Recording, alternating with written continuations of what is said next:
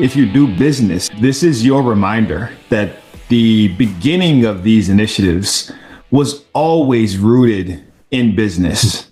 Of course, there's a compassionate and an equity-centered lens as well, but that even feeds business. If you think about doing business, having allies is better than having enemies, and having people who see your work as fair is better than having them see it as unfair. So I would remind everybody that this is a business initiative. My introduction to DEI was through the lens of business. I brought a very compassionate soul to doing DE&I at minor league baseball and was quickly brought up to speed that there's a connection to this business that doesn't render the compassion irrelevant, but it doesn't center it. And I wasn't offended by that.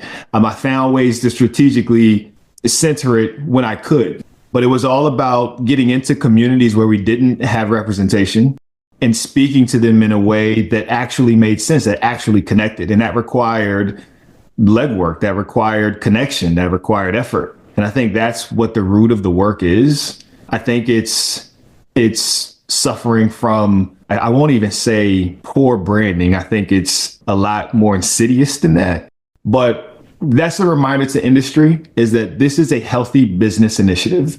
You turn away from it, you're turning away from something that's healthy for your business. And for the students who are listening, hang in there. Continue to invest in yourself. Turn the TV off when necessary. Don't let those distractions become a burden that you carry. I am optimistic that the pendulum swings and we're suffering a swing in an opposite direction that's definitely doing real damage. But we need to be prepared for when it swings back to make sure that we do the work to ensure that we don't have to go through something like this again.